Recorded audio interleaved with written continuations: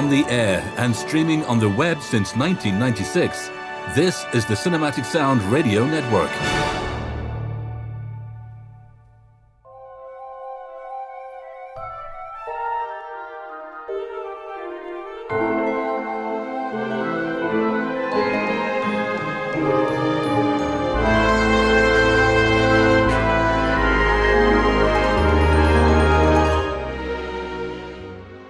This is Talking Soundtracks with Jason Drury on the Cinematic Sound Radio Network.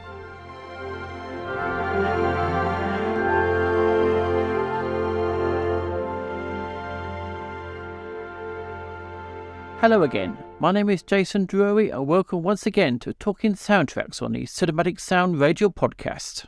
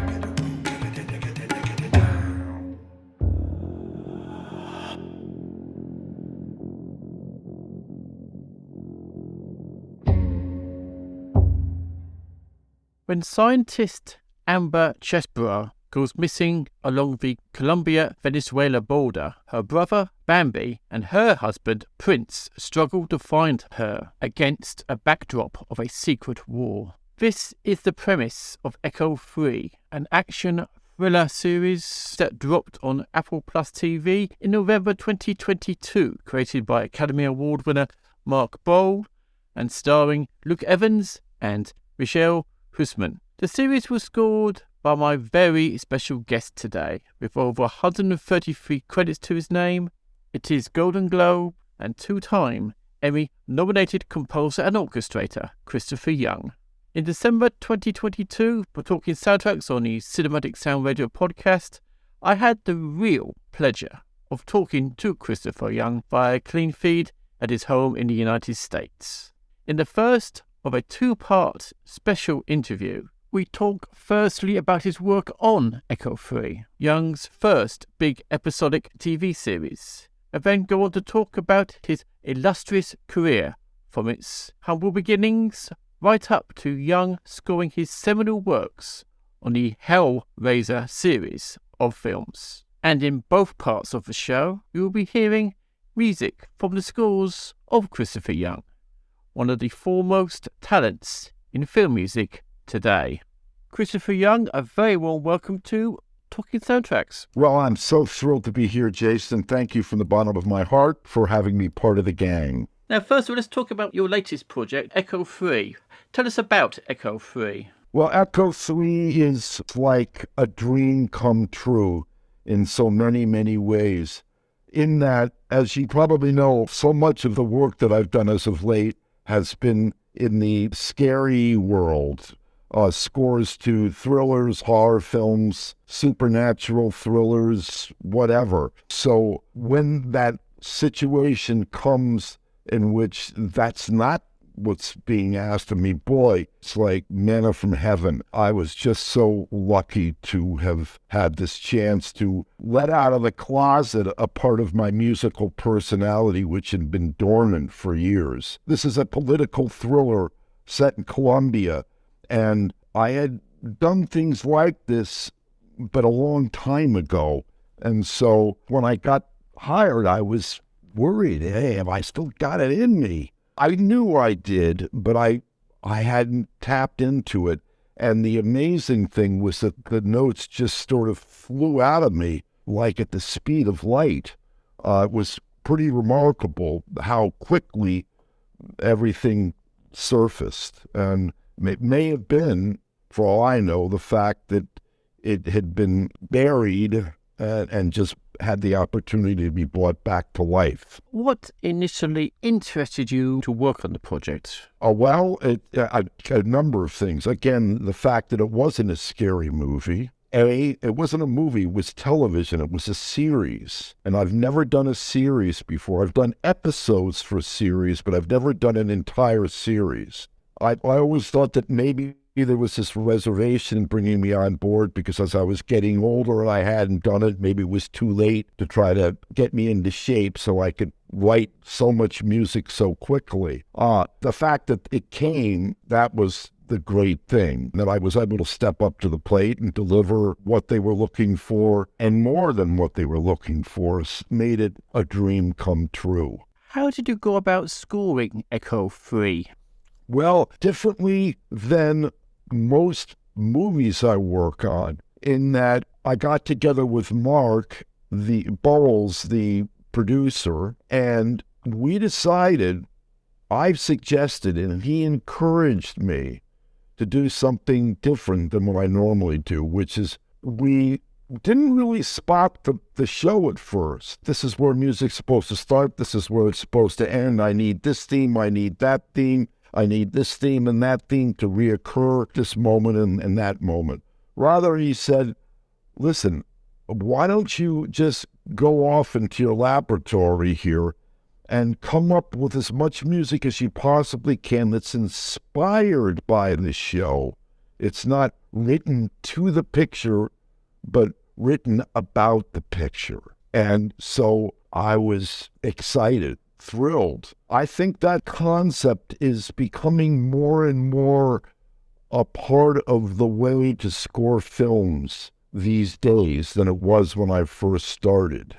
We know that there's a handful of composers who have done extraordinarily well and really don't write to picture. Of course, Morricone comes to mind as someone who was, I wasn't sure, I always thought that it was on all of his Italian movies, but I recently was corrected. It really was only with Sergio Leone that he wrote music based on his interpretation of the screenplay. Music was completed before the shooting. Johnny Greenwood is a big composer now, and I don't know exactly how he does things, but I get the feeling, I'm not sure if he starts coming up with ideas after he's read the script, but I get the feeling that he watches the movie and is inspired by it and then goes off and writes these pieces of music which are not spotted to any specific scene. And they're just about the movie, and then the music editor positions them in conjunction with him. I don't know, but it brings a different perspective. You can't get that involved with the minutia of exactly what you're seeing on the screen because you're not writing it to what's going on the screen. And that's kind of what happened here on Echo 3. Well, that's exactly what happened, is that I wrote what I call studies. I wrote a series of studies that were demonstrative of certain elements of the picture. and then had him come over and listen to them and respond to them and give me some suggestions how to make them better. And then me working with the music editor, we then started putting them to the picture after the fact. And it just did something different to the approach than had I actually written it. We'd spotted the movie and we'd said, music starts here and ends there, and we want you to catch this and catch that. The score would have turned out entirely differently.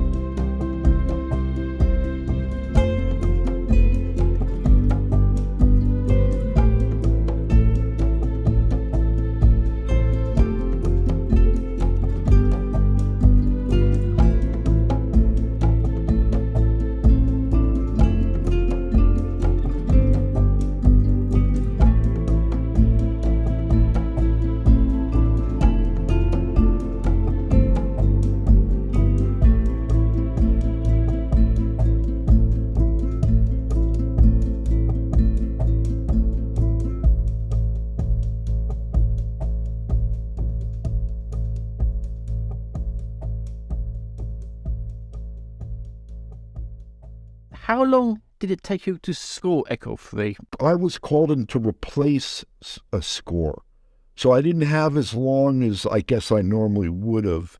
But I think probably I was connected to it for a couple of months. It could have been longer, probably not any shorter. Again, this whole process was so different. I would write volumes of musical ideas that I would develop on their own accord. I must have written over 3 hours of music easily, spread out over, like I said, a series of these studies. I remember beginning, I think my first show and tell, I showed him an hour's worth of music. And then the second one probably was another hour. So, in answer to your question, the simple answer is I was probably on it for a minimum of 2 months. But since the process of writing music was so different, by the time I'd finished doing the bulk of the writing, I'd already come up with music that was appropriate for the last of the episodes. It wasn't like I had to wait for them to show me something. I was ahead of the game, which was a nice feeling. It wasn't like they were waiting and pacing and going, when is this guy going to deliver? When is he going to deliver? I wanted to make sure he knew that I was up for the challenge and that I could be ahead of the game. What was the instrumentation of Echo 3? I know, listening to the score, I did catch there was a lot of samples in the music. House music was live on the score. Actually, there's not a lot of synth stuff in there. It's mostly a live acoustic that are manipulated electronically, but the source of the sounds does not come from anything from the factories. It comes from the recording of instruments at my studio. And I have a massive collection of percussion instruments that I've picked up over the years because I'm an ex-percussionist. And so I think a lot of these rhythmic ideas started with some combination of these percussion instruments that I had, plus some experiments done with the nylon string guitar, the classical guitar, because that is an instrument, though is not purely Colombian, nonetheless is a part of Spanish music. And then in terms of there's vocal stuff, I think I sing in one of the moan in one of these cues, and my voice always appears sooner or later somehow in so many of these scores. And actually, Jessica, the director's wife, who's the actress in the show, she came in and we did a session with her singing syllables. I think it's manipulated acoustic instruments, some strange, some less strange instruments. I remember going, right in the middle of things was the Renaissance Fair here in L.A., and I went to that, and I had in my mind, I remember going in previous years, and there was an ocarina stand, and they sold bass ocarinas, and so I said, shit, I got to go there and pick out a bass ocarina. Lo and behold, I bought a bass ocarina, which appears in the score a bit. The percussion instruments, I have these weird sort of semi-tuned marimbas here at the office that I use.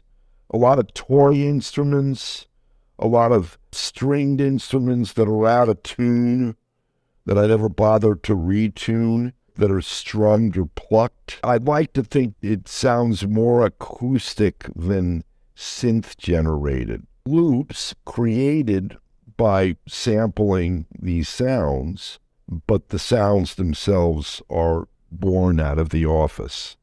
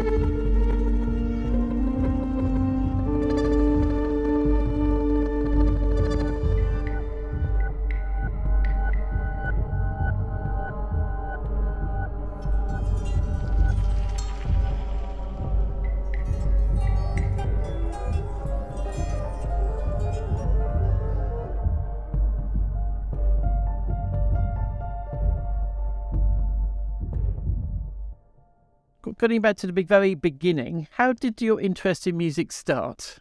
You know what? God knows that, or something external knows why it started. And as far as I can tell, it started right shortly after I was born. I can't remember a day, Jason, where music hasn't been in my head.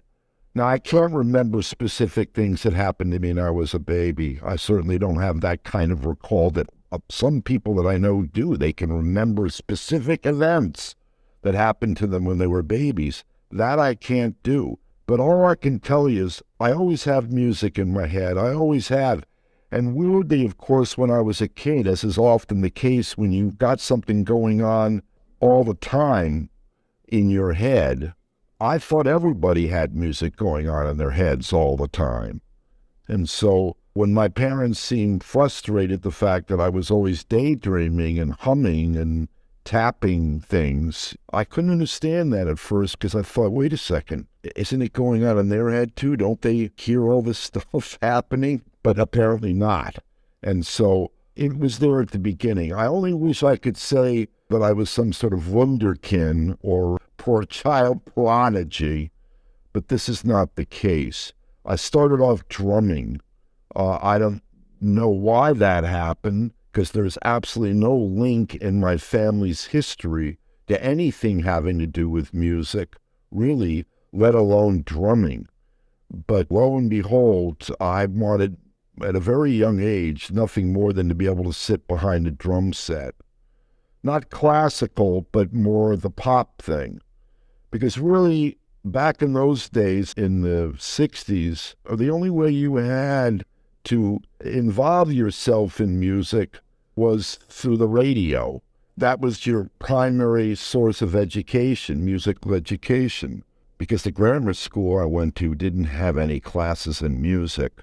And so it was what was on the radio, and the radio stations on the East Coast were so far and few between that the repertoire of stuff that was available was very limited. But it was all songs, all vocal songs. On one end, there was a station called WNEW. The DJ on that show that my mom liked so much, his name was William B. Williams. And they used to play the American Songbook, the jazz vocalists, Frank Sinatra and Dean Martin and Sammy Davis Jr., this kind of stuff. Ella Fitzgerald. That's what they played on her station. Then, of course, and then there was like 2 or 3 other stations, and the one that I listened to was WABC, with Cousin Brucey was the DJ. Cousin Brucey was the guy that introduced me and everyone else to rock and roll. So that was what moved me. I was totally immersed in popular songs, and I had them in my head all the time. I traveled around with that soundtrack provided by the radio in my head. And the British invasion, that was where it was at. There's the 3 Bs, I call it the 3 Bs of rock and roll, or pop music. There's the 3 Bs of classical music, as you know, Bach, Brahms, and Beethoven. But the 3 Bs of rock, I would say, are the Beatles, the Byrds, and the Beach Boys. They're the 3 that I think really sort of, when I was young, helped form my understanding of music. So, in answer to your question, long-winded, music was always there in me. I don't know when it started, why it started, but it was just there. My primary source of being fed music was AM radio. This is pre-FM, it was all AM. And what you heard, there was only 2 types of music. They didn't have a classical music station, or if they did, I wasn't aware of it. So there was no orchestra music. The only orchestra I ever heard on the radio was the string sections that would back Frank Sinatra in his songs, or what might appear in a pop song. So that's kind of it. My discovery of orchestral music didn't happen till later on, much later on, really. And of course, that changed everything. And so from this, you decided to become a film composer. When did you decide you wanted to start scoring films? I went to Berklee School of Music for a summer session and studied with Alan Dawson. He replaced Joe Morella in Dave Brubeck's band, and he was a hero of mine. I loved his playing. I couldn't believe I was going to get to study with him. I was hoping it was going to fly, that I was going to impress him, but unfortunately I did not impress him enough. So he kind of gave me the feeling that it was time to put my sticks in the closet. I was crushed. I mean, absolutely crushed, in tears, wondering what is going to happen. I can't abandon music. I don't know of anything else to do, really. I tried other things. My dad was a lawyer. My dad's dad was a lawyer. My dad's dad's dad was a lawyer. So it was all in the family, and I had two brothers, and he was dumbfounded that I was sort of this spaced out, eccentric nut of a kid. And so I couldn't imagine myself doing anything but music. Lo and behold, I was very fortunate in my head. I started coming up with ideas that were pitch-oriented, not just rhythmically oriented, which is what drummers do. Drummers are always inventing patterns or whatever and playing with them, always tuning into the tick-tock of anything that they have any contact with in the real world, and then trying to modify it in their heads. So pitches started coming into my head, and I got first into arranging for voices. I wrote for choirs and a cappella, sort of jazz vocal groups, and then started writing for instruments or arranging for instruments, which turned into writing for instruments. And film music and my love for that came pretty quickly after I got into making the commitment of wanting to write. And how did that happen? I walked into a record store. This is back in the days, I think, when I was into prog rock, and saw this album in the corner of the record store in the musical theater and soundtrack section. And it had a really cool cover on it. And it was called The Fantasy Film World of Bernard Herrmann. I know you know this record. It was released. I think I have that, yes. Yes, it was released on Phase 4 Records, which was a subdivision of Decca Records, I think. And I got this thing because I thought it was, wow, what a cool cover. And oh my God, this is music written about science fiction books that I had been reading at the time. During the Center of the Earth, The Day the Earth Stood Still, Fahrenheit 451. These are books that I was interested in at that juncture in my life. A lot of American kids gobbled up science fiction when they were in their early teens, and I was one of them. So, lo and behold, I bought this record back, these suites from these fantasy films, sci-fi films he'd worked on, and I dropped the needle on the opening track, which was the sunrise music, I think, from Jury Center of the Earth, and it immediately caught me.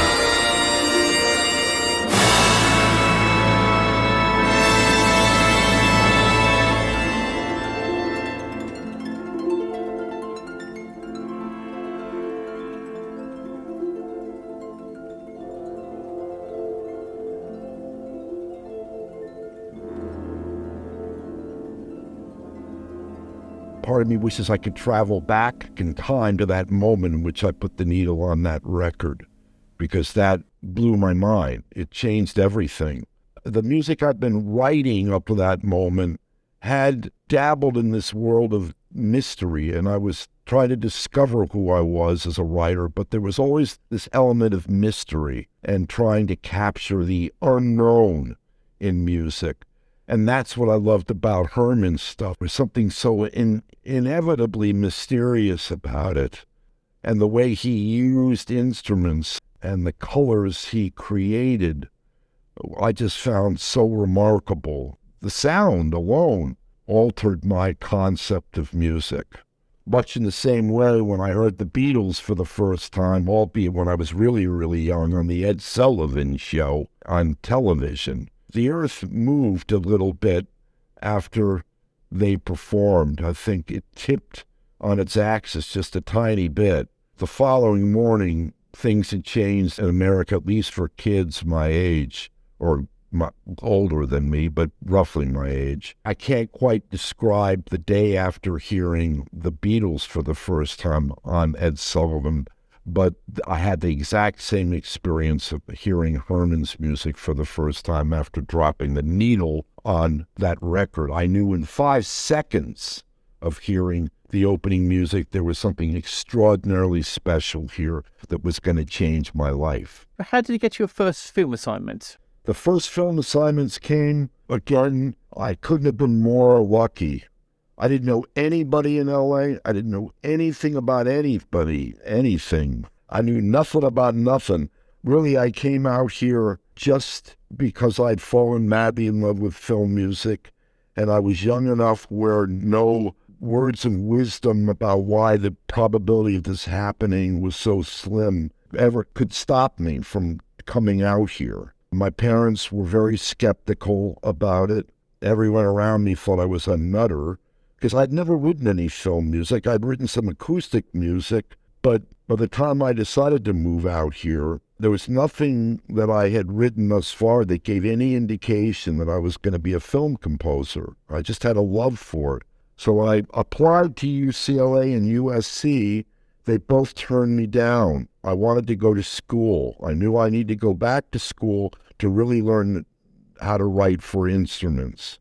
Back in those days, there was no home studio. You couldn't fake it with synth samples. Even if you were scoring a student film, you had to find a way to get them in a room, get live musicians in a room, because that was the only way you could do it. So I, fortunately, after getting turned down by UCLA and USC, after spending a year at a school in Texas called North Texas State University. That's what it was called then. I think it's just called North Texas University or right now. But that was the best year I ever had, locking myself away, studying orchestral scores, having some phenomenal teachers, getting my first experiments, trying to work in the electronic world and falling in love with that. I reapplied to UCLA and USC. UCLA accepted me the second go-round. So I moved out here not knowing anybody, and I studied with David Raxon, who wrote the music to Laura, Forever Amber, and The Bad and the Beautiful, among 95 other movies and lots of television. And that was an eye-opening experience. I was a nervous wreck around him most of the time. But the way my career really started happening was by me spending a lot of time over at Nelmitz, which was the film department building at UCLA, and getting to know the students there. I did lots of student movies, and it turns out one of the guys there had gotten together enough money to turn his senior thesis into a feature. And so I hustled him to try to get the gig, because I knew he didn't know anything about film music, really, and he wasn't going to look for someone off campus, because it was all done with on-campus students. He wanted to use everybody. All of his talent had to come from on campus. And I guess I was the one who hustled him the most, and some of the guys that he'd hired, again, we all did it for free, I had scored their movies, so they recommended me. So the very first movie I did was a low-budget horror film. And actually, it went through a number of titles, but it did actually get released under the title The Dawn That Dripped Blood. But it went through a series of different titles. I think it was first called Pranks, and then it was called Death Dorm, and then finally The Dawn That Dripped Blood.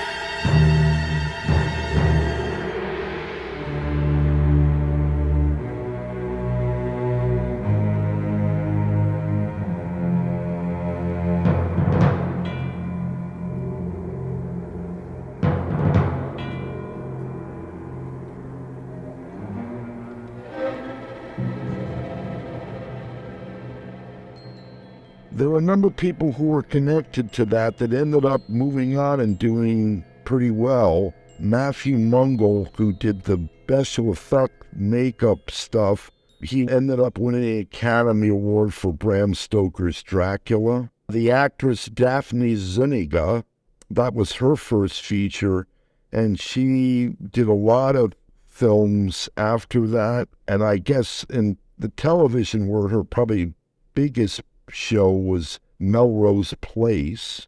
Scott Alexander, who actually wasn't involved in that movie, but the follow-up movie with the same group of people, which was called The Power. He was like a runner, assistant editor. He ended up getting into writing and wrote the screenplays to pictures like People vs. Larry Flint, Ed Wood, Big Eyes, about 6 or 7 movies, screenplays. So it was a great kickoff. That's how it happened. I did a student movie which was released. They did a second movie called The Power. The Power had more money. I put the money that I had won from the Henry Mancini Award into that score, and that movie got played in a theater in Westwood, which is where UCLA is. I invited department heads from the low-budget film companies and agents, and one of the guys from Roger Corman's company, New Horizons, came and listened and liked what he heard, and that sort of opened up the door for me doing films for real companies, albeit low-budget companies, and that became my thing. New World Pictures followed shortly after New Horizons, and Tony Randall was the head of post-production. He became a fan, became like the in-house guy at New World Pictures. The film that made all the difference in the world was a film called HELLRAISER, and that changed the outcome of my career quite quickly.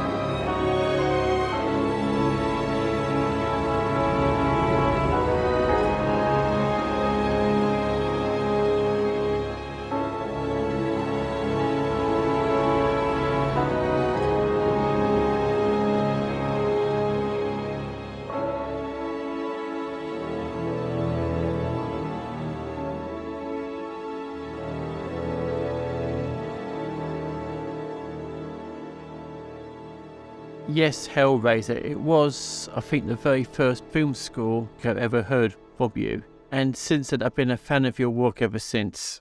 I played a suite from the 30th anniversary edition of the score when it came out in 2017 on my archive show, and I still rate it as one of my all-time favourite film scores. Particularly the Q Resurrection, which was, incidentally, the very first piece of music I heard composed by you. Hellraiser changed my life, for sure. Little did I know that it was going to change my life to the extent that it has. Chances are they'll etch on my tombstone. You remember the guy that did the score to Hellraiser. Now that dates back 30 years ago, and I certainly have done a lot of films since then, which I'd like to think are just as good, if not better.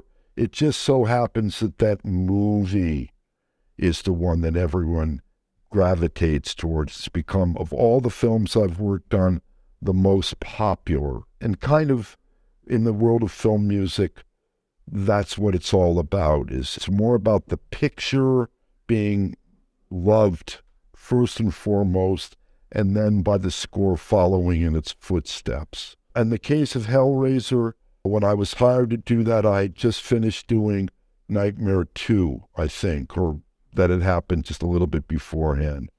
And Clive was very adamant about the fact that he did not want the score to be just scary music. That rather Hellraiser was a sick romantic movie about a woman who falls in love with the brother of her husband, who's abusive, but nonetheless wants him so badly that she'd do anything to bring him back to life. Apparently that opened up something in me that nothing up to that date had opened up. If I was to go back and rewrite that score, or try to rewrite that score today, my solutions to that movie would be entirely different, I'm sure. When you're working on something, when you're creating something at any given moment, you are only able to operate based on both the extent of your knowledge of that subject, being composing music, and at the same time the limitations. So the choices I made were based on where I was at that moment. The cue that you mentioned was your favorite, was the resurrection of Frank. Again, I scored that. Originally, I think I scored it like I would have scored any scene like that. Normally, my first reaction would be, make it scary. You know, it's a pretty gross-looking scene, make it scary. So I wrote scary music. Clive tells the story different than I do. I guess that didn't work, or maybe I didn't write scary music for that. But the thing that stands out about that cue that you're probably drawn to is the fact that it's a waltz. Clive says I came up with the idea for the waltz. I thought he was the one who came up with the idea for the waltz. But as he tells it later, he said, definitely I came up with the idea of, because he said he wanted something that was bombastically gothic and descriptive of this strange but profoundly gorgeous moment in which this Frank is brought back to life. And he just didn't want to scare people. He wanted to, I guess, lift people in a way that scary music to itself wouldn't do. So lo and behold, I think what makes that cue special is the fact that it's a big gothic minor waltz.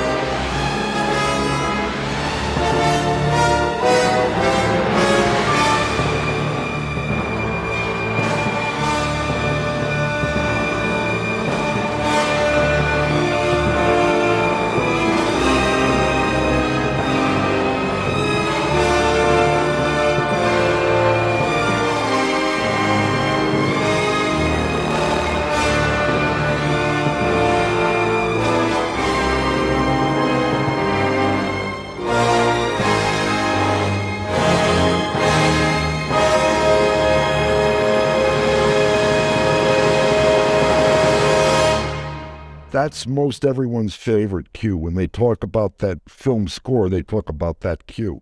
My favorite, however, is the cue in which Julia has a flashback and remembers meeting Frank for the first time and then subsequently making love to him.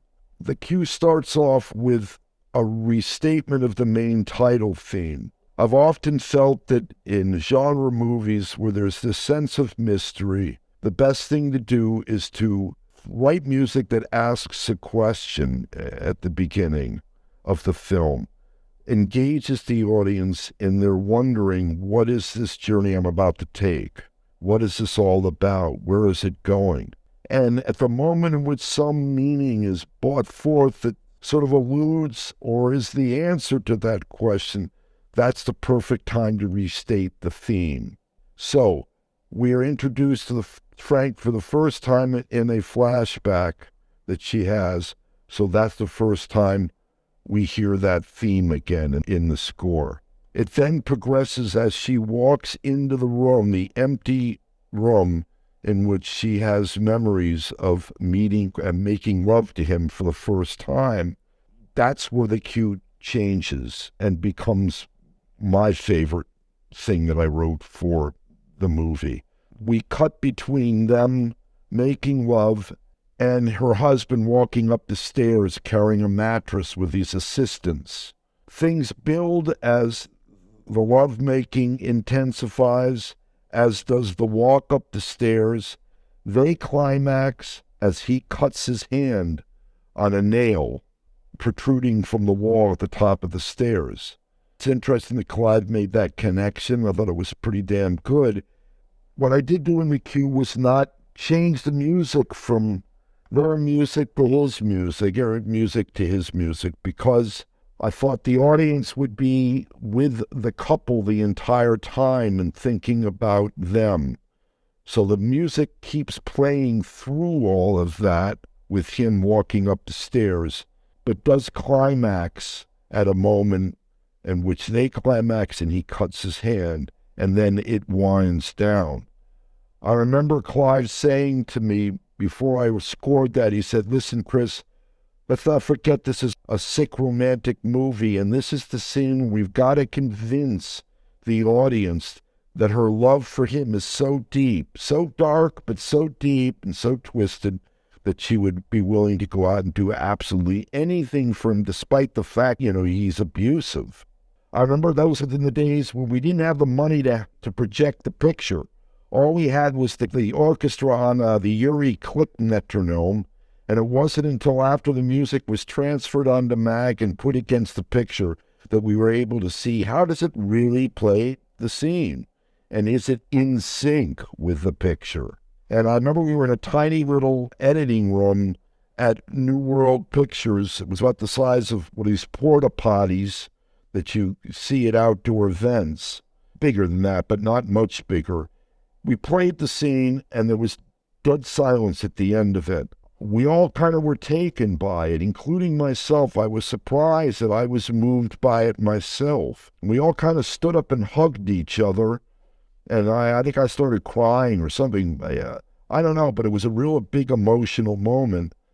And it was at that juncture that I kind of came to the conclusion, or started to think, maybe, Chris, you really were meant to be a film composer. I think I shocked myself at how that cue played to that scene.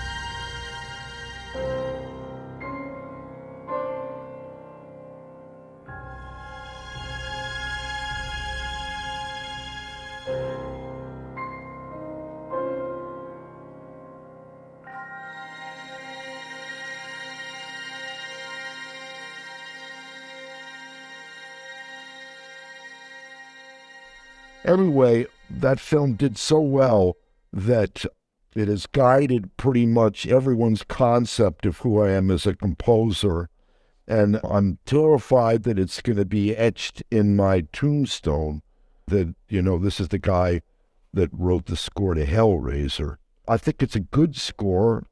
I don't necessarily think it's my best score, but thank the Lord I don't, because I've since written, over 100 scores since then. I've got to believe that there's something else in there that competes with it. It just so happens to be the best movie I've worked on, or the most favored movie by the fans. And so I'm blessed that I got this movie. Little did I know, little did anyone know it was going to become a cult classic, but it has. So I thank my lucky stars I got involved in it on one hand. On the other hand, it sort of created a towering shadow that has been very hard to get out from, if you know what I mean. Yes, I can understand that. I've heard that Resurrection Q in a number of settings. I remember seeing it used during a magic act, background music. Wow. And it's also been used as the theme for the BBC radio series Old Harry's Game. Now, I had no idea. No, they didn't. I don't know. Remember, I don't own the music. I'm not the person they would go to. They'd have to go to New World Pictures. Half owner of the Hellbound music, but not the Hellraiser music. But Hellbound is an equally excellent score. Oh, well, thank you. Yeah, on that one, of course, I had to outdo myself, or try to outdo myself. There's nothing more revealing, I think, or more terrifying for a composer than have to do a sequel to his own work, because the question that's going to be asked is it as good as? Well, if it's not as good as you better try to make it better than. Now, I'm not saying that score's better than, but it certainly, there was more money for it, and so it's a larger group, and my instructions on that were different. It was meant to be a celebration of horror, not a reflection of a demented love affair. So the romantic element of it kind of didn't work its way into the score like it did in the first movie.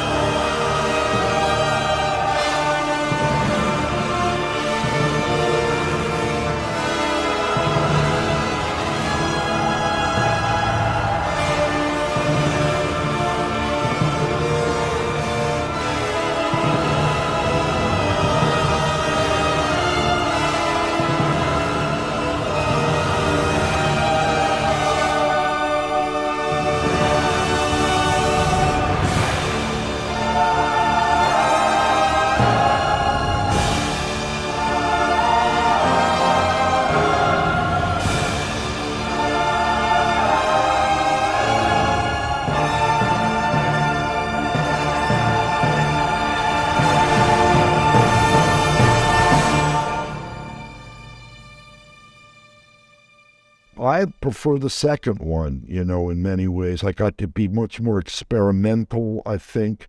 There's an interesting use of carousel music at the end, I know it's on the album. Oh, yeah, sure. It's the scene in hell there in which she goes to the carnival. The Hall of Mirrors, I think, is what I call the cue. That's right. I called the scene the Hall of Mirrors.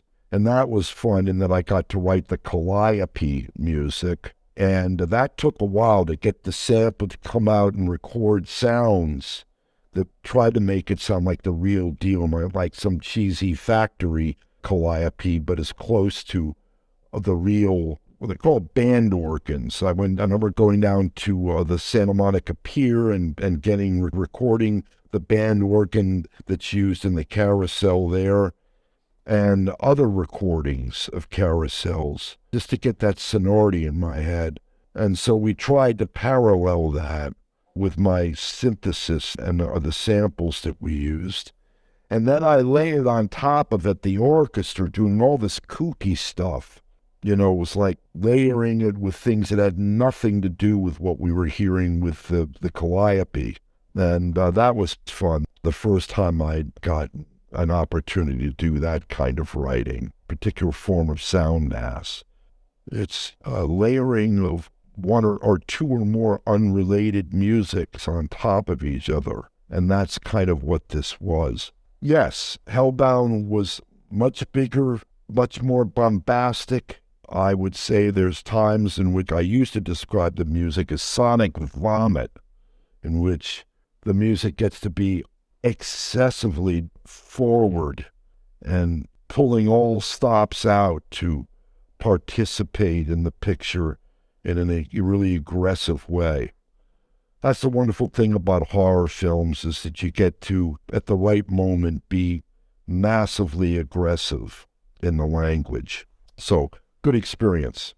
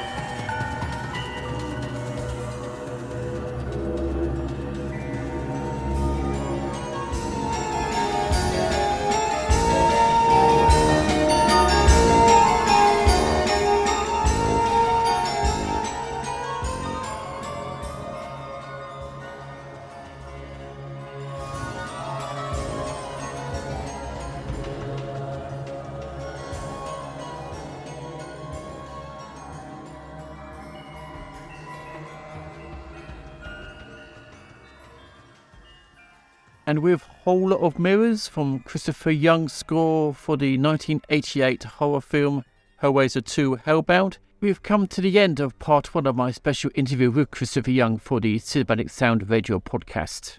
I hope you have enjoyed what you have heard so far. Part 2 will be with you very soon, but until then, from me, Jason Drury, is take care and happy listening. Thank you for tuning in to the Cinematic Sound Radio Network. I want to thank Tim Burton for providing his voice for all the bumpers and stingers you hear throughout the program, and David Coscina for providing Cinematic Sound Radio's theme music. If you have any questions, comments, or concerns, please email us at cinematicsound@yahoo.com. You can find us on social media at CinSound Radio on Twitter and Cinematic Sound on Facebook. And if you listen to us on Apple Podcasts, please take a moment right now to rate the show and write a brief review. Reviews help introduce potential listeners to the show. And while you're at it, head over to TeePublic to get a Cinematic Sound Radio t-shirt. And don't forget to check out Cinematic Sound Radio at cinematicsound.net.